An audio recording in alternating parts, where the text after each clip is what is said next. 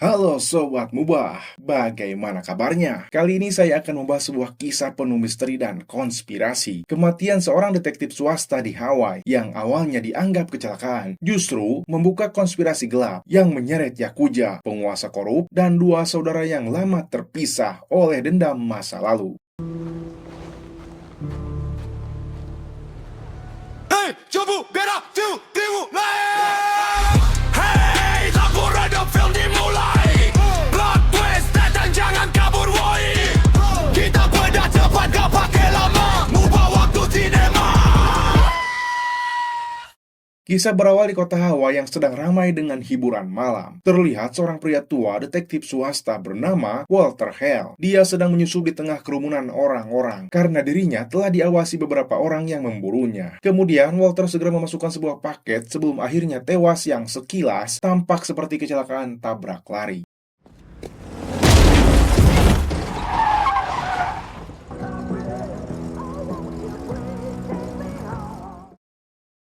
Singkat cerita, kisah beralih kepada seorang prajurit elit US Navy SEAL bernama James yang diperankan Dave Bautista. Dia sedang melatih para prajuritnya bertahan lama di dalam air, namun semua prajuritnya tidak mampu bertahan lebih lama, sehingga James memarahi mereka semua. Dan di tengah pelatihan itu, kabar kematian sang ayah sampai kepadanya.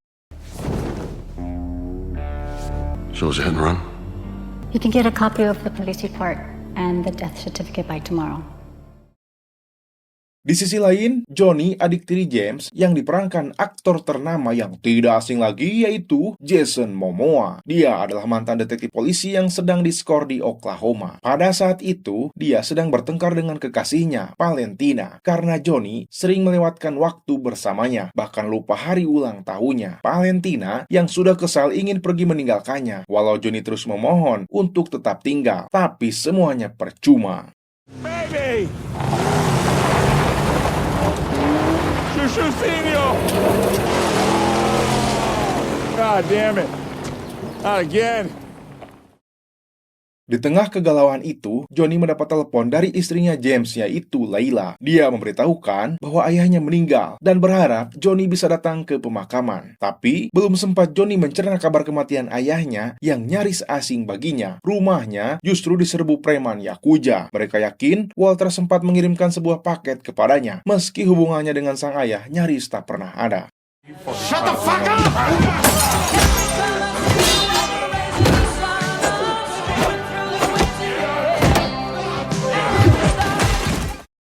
Dua preman Yakuza itu tumbang di toilet. Datang lagi satu orang mendorot pistolnya dari luar, nyaris kena pada tubuh Johnny. Tapi dia kembali balik menyerang mereka hingga tumbang satu persatu.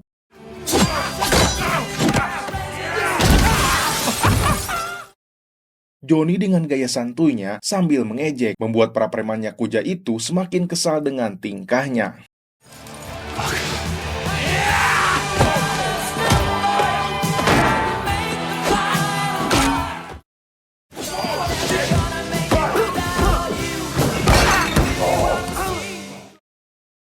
Di tengah pertarungan itu, si buruk rupa memecahkan foto masa kecil Johnny bersama ibunya, membuat Johnny semakin murka.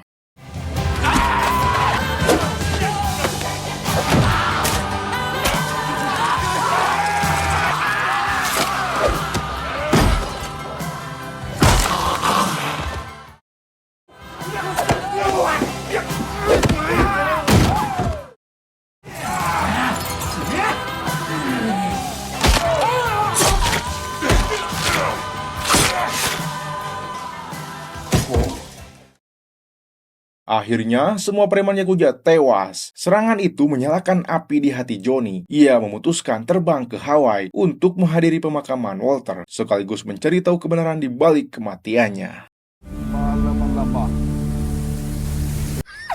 Cousin! I missed you so much.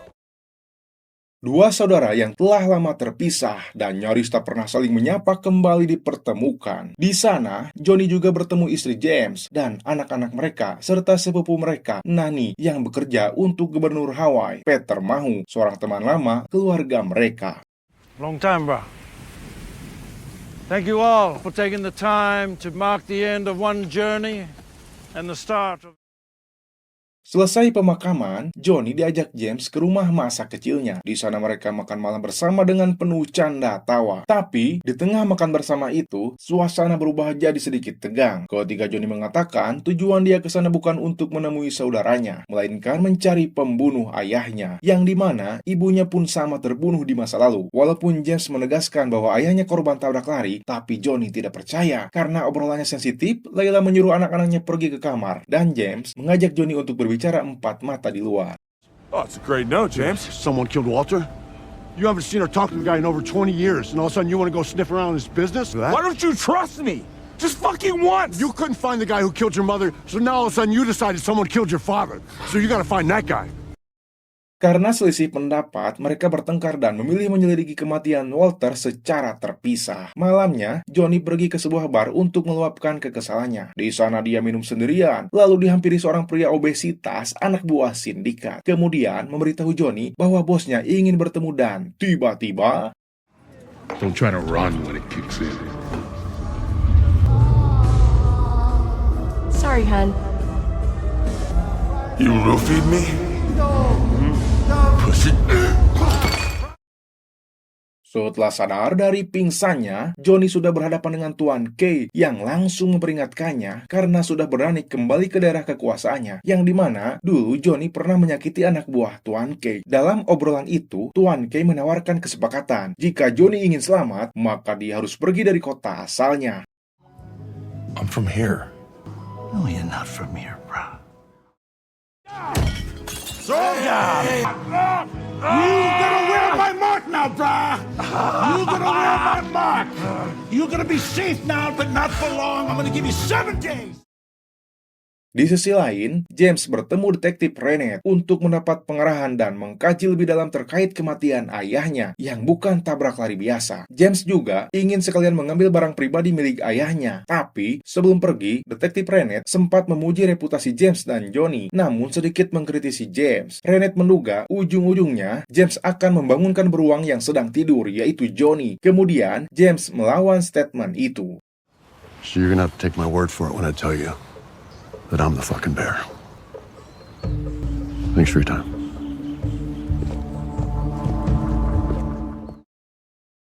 Di waktu yang bersamaan, Johnny yang sudah bebas dari sindikat itu, dia pergi sendirian ke apartemen Walter yang sudah porak-poranda. Kemudian, Johnny menemukan sebuah pistol di laci meja ayahnya dan langsung diamankan. Tiba-tiba terdengar seseorang masuk. Dia mengintip dari samping. Terlihat Jackie Chan gendut botak mencari sesuatu. Langsung saja, Johnny menghampirinya, sehingga membuat si botak kaget lalu kabur.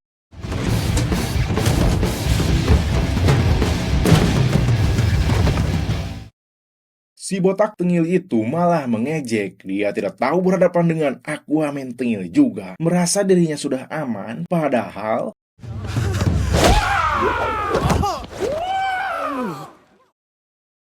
Akhirnya mereka berdua ngobrol santai. Ternyata si botak itu adalah salah satu orang yang selalu membantu Walter. Dia bernama Pika. Pika pun langsung tahu nama Johnny setelah Johnny mengaku anaknya Walter. Semakin panjang pembicaraan, Johnny ingin tahu pekerjaan terakhir yang Walter perintahkan kepada Pika. Get a job with Nui Law? Who's that? No, it's a fucking catering company, like a high-end kind, you know, like I've been carrying around shrimp toast on trays for the last 2 weeks. Kembali ke James, dia kali ini sedang memeriksa TKP kematian Walter, kemudian melihat CCTV area di sana, lalu tertuju pada salah satu toko alat bantu seks. James masuk ke toko itu, dia langsung menemui pelayan toko untuk meminta izin memeriksa CCTV sambil memberikan uang. Tadinya agar bisa dipermudah, tapi setelah si pemilik dipanggil pelayan tokonya, dia bersikeras menolaknya, sehingga... Get the fuck out of my store, you fucking squid! I'm gonna get that for free. It's for the damage. What damage? Johnny dan Pika kembali ke apartemen Walter untuk mencari petunjuk. Dan benar saja, ketika Johnny melihat papan selancar karena siripnya salah posisi, dia mencoba memperbaiki, namun tanpa sengaja, Johnny menemukan sesuatu yang mencurigakan. Rencana pembangunan kasino dan resort yang disembunyikan rapi dalam sebuah papan selancar itu. Johnny pun segera menghubungi Nani, yang kebetulan saat itu sedang mendampingi Peter Mahu kampanye. Because they were jerry-rigged into a fucking surfboard. He was hiding them. I can access the database when I get back to the office. There should be an 8-digit file number on the plans. Text them to me. I got it. Okay, listen, I see it. I just need you to do as fast as you can because Setelah itu, Pika akan pergi ke klinik untuk berobat. Tiba-tiba ada seseorang membuka pintu sangat kencang mengenai hidung Pika yang sedang sakit. Ternyata, James yang hampir baku tembak dengan Johnny. Langkah mereka akhirnya bertemu di apartemen Walter yang sudah berantakan. James menunjukkan USB rekaman CCTV, lalu mereka melihatnya bersama-sama. This is the stickiest computer. Gross. Oh, man. Just mowed him down like it was nothing. There's no license plate. He didn't even break. Not till way after that. Setelah melihat rekaman CCTV, Johnny meminta Pika untuk mencari tahu semua daftar mobil pen biru di daerah itu dan meminta daftar acara Catherine Nui Loa dari minggu lalu hingga 2 minggu ke depan. Kemudian, James dan Johnny pergi bersama untuk melanjutkan penyelidikannya. Tapi, baru saja jalan, mereka diserang segerombolan geng Yakuza.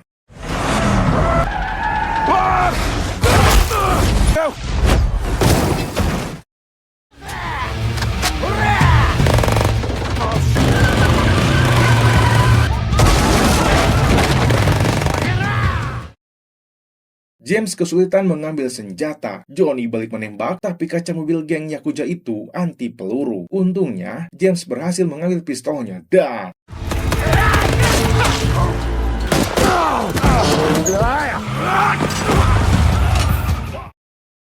Peperangan hampir tak terkendali. Johnny mencoba melindungi warga, sementara James mencoba keluar dari mobilnya. Kemudian melompat ke kap mesin mobil geng Yakuza untuk memecahkan kaca anti pelurunya. Johnny akan meledakkan mobil Yakuza itu dan menyuruh James agar segera lompat.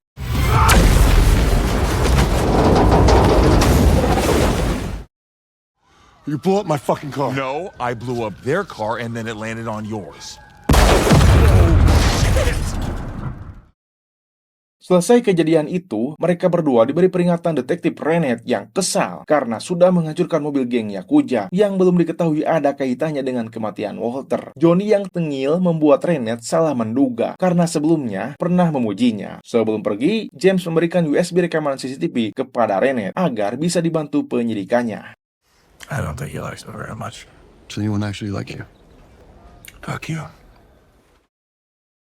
Di rumah, dengan bantuan Nani, mereka mengetahui bahwa kasino itu akan dibangun di atas tanah adat Hawaii, wilayah yang selama ini menjadi rumah bagi komunitas kecil setempat. I think we should have a talk with Mr. Robichaud.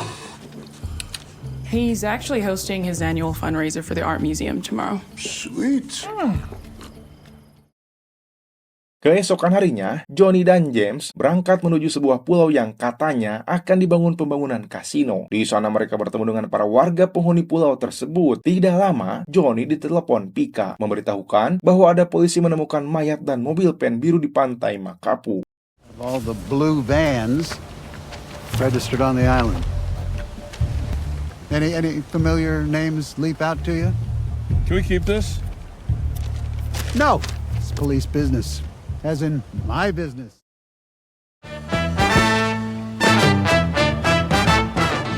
Singkat cerita, penyelidikan membawa mereka ke sebuah pesta mewah di rumah pengembang kasino, Marcus Robic House. Di sana mereka bertiga menyamar sebagai pelayan, kemudian akan berpencar untuk melakukan tugas masing-masing. Johnny setengil itu mencoba mendekati seorang wanita yang bernama Monica. Dia adalah istrinya Marcus Robic House. Dan di situ, Monica mengatakan kerjaan yang diperintahkan kepada Walter. I hired him to look into my husband's activities. Who's your husband? I'm Monica Robichaud. You're Marcus Robichaud's wife. Untuk lebih detailnya, Monica mengajak Johnny bertemu kembali di suatu tempat. Sementara James yang menyamar sebagai tukang cuci piring, dia berhadapan langsung dengan pemimpin Yakuza, yaitu Nakamura, yang perusahaan cangkangnya tercatat sebagai pemilik kendaraan yang menabrak Walter. Hey, drop that. Hayashi Imports. Small world. What do you know about it? I know that you guys misplaced a blue van. Are you a cop? No. U.S. Navy. Tidak lama setelah itu, Johnny dan James dibawa para pengawal Marcus Robic House untuk bertemu ke ruangannya. Di sana, mereka menemukan fakta yang mengejutkan. Walter ternyata disewa oleh Marcus dan istrinya, Monica, untuk saling menyelidiki satu sama lain. I suspected she was cheating on me, so I had to tell her. There's a lot of that going around. Keesokan harinya, Johnny akan menemui Monica, namun ia menemukannya sudah tak bernyawa.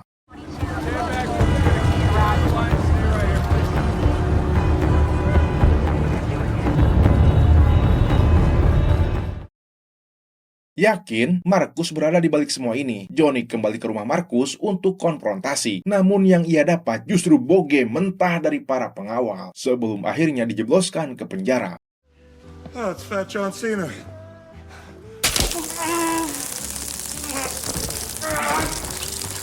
Oh, yeah. I've killed today. You killed your wife. You killed my father, you fucking asshole. Mr. Holder, I think perhaps you're confused. Call the police.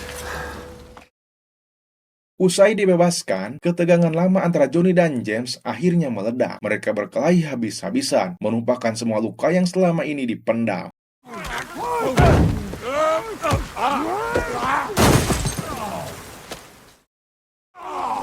Fuck you!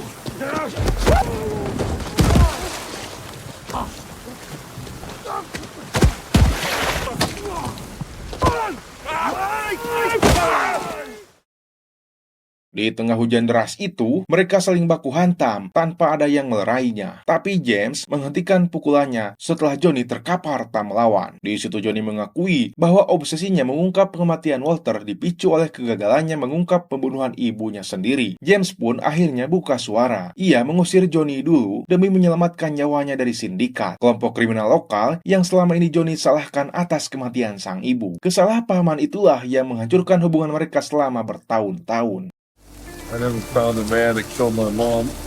Now someone killed my father. Someone's got to give him justice. Well, they have. No, they got me too. So do you. Di tengah kekacauan itu, mantan kekasih Johnny, Valentina, menelepon dari Oklahoma. Ia mengatakan bahwa sebuah paket dari Walter baru saja tiba di rumah Johnny. Awalnya, Valentina tidak mau ke sana, tapi karena Valentina masih ada rasa peduli dan memang dari dulu ingin pergi ke Hawaii, dia mau mengantarkan paket itu langsung ke sana. Welcome to Daniel J. Lloyd International Airport. Aloha. Hey, how are you? Oh, We're not getting back together. I'm staying for a day. I'm going to the beach, and then I'm going to go home. okay. Hey, let me know. I'm your guy. Bro, she's not your guy. Did you bring the flash drive?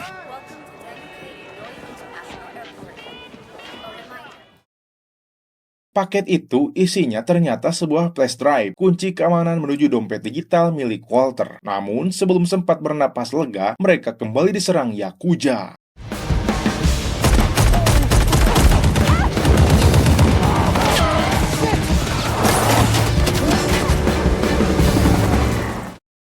Aksi kejar-kejaran pun terjadi. Kali ini, kemudi diambil alih Valentina agar James dan Johnny bisa menumbangkan musuh satu persatu. Ninja bermotor mengejar sambil melepaskan tembakan.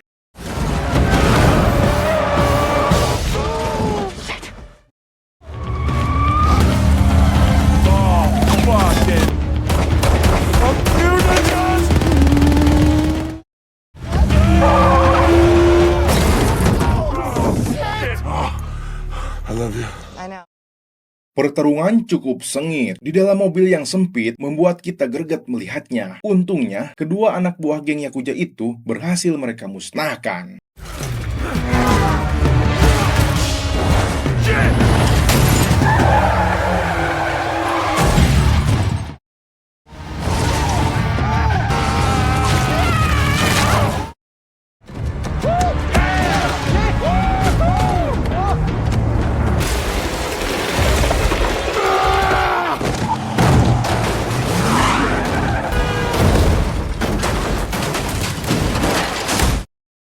Tersisa satu helikopter lagi datang mengejar mereka. Aksi tembak-menembak pun kembali terjadi. Dan disinilah keahlian James sangat teruji.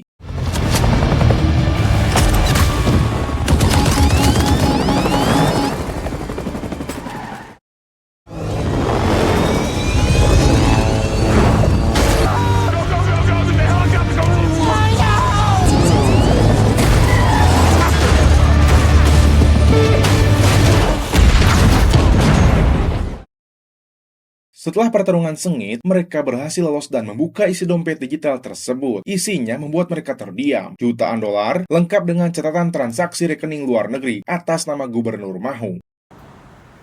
Peter Mahoy, no fucking way. Bro.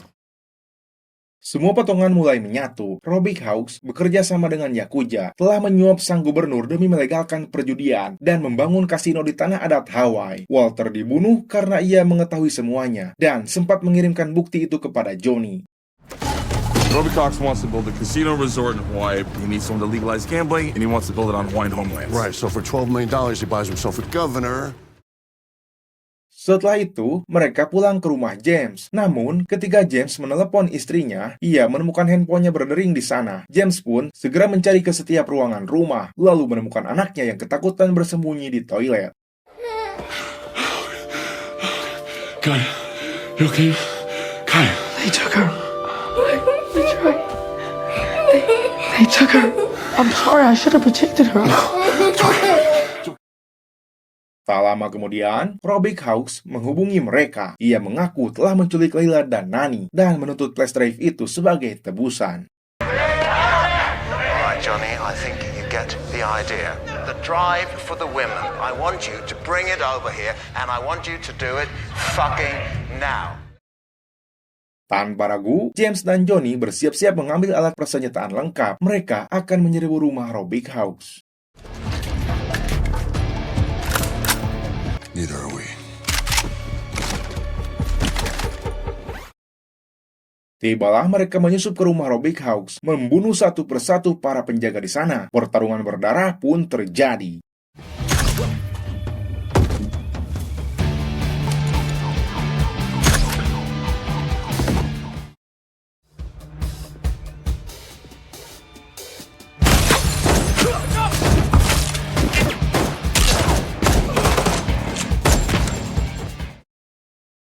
Semua penjaga di bagian depan sudah berhasil dikalahkan. Kali ini, James dan Johnny akan menyerang masuk ke ruangan khusus Robbie Hawks dengan mematikan lampu terlebih dahulu. I repeat, we are under attack. No, there's no Craig here. Johnny? Kali ini, Marcus Robbie Hawks mengerahkan geng Yakuza yang dipimpin Nakamura untuk menghabisi James dan Johnny. Sebagian anak buah Nakamura langsung berhadapan dengan James sendirian.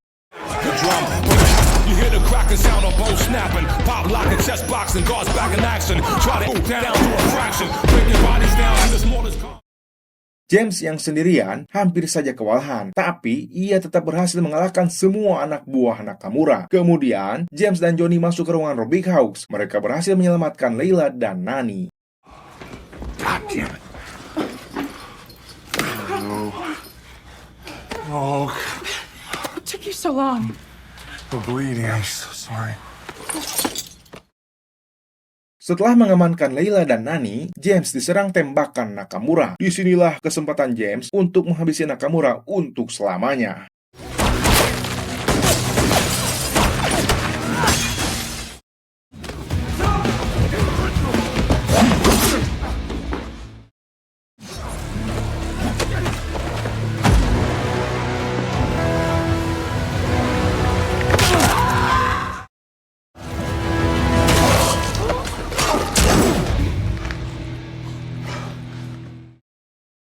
Sementara Johnny akan menggagalkan Robbie Hawks yang akan kabur menggunakan kapal kecil pribadinya. Namun, di tengah pertarungan itu, Johnny hampir dikalahkan Robbie Hawks dan akhirnya...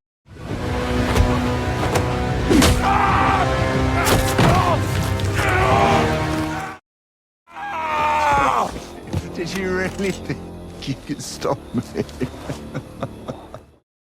Johnny meledakkan diri dan terpental ke laut. James yang melihatnya segera menolong Johnny dan menariknya ke tepi pantai. Untungnya, nyawa Johnny masih bisa diselamatkan.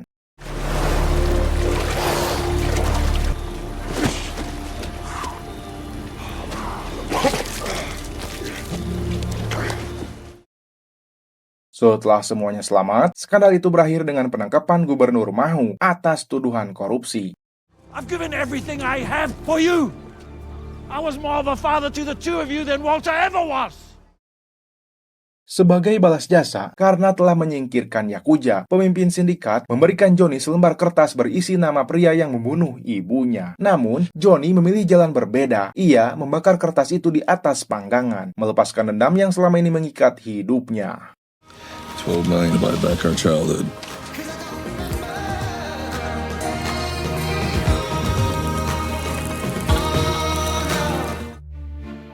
Konspirasi itu runtuh, para pelaku tumbang. Tapi satu hal yang tak pernah berubah, keserakahan selalu bersembunyi di balik jas rapi dan jabatan tinggi. Ketika kekuasaan dipakai untuk mengkhianati rakyatnya sendiri, maka kehancuran hanyalah soal waktu. Ingat, negeri ini tidak hancur karena musuh dari luar, tapi karena mereka yang menjualnya dari dalam. Terima kasih.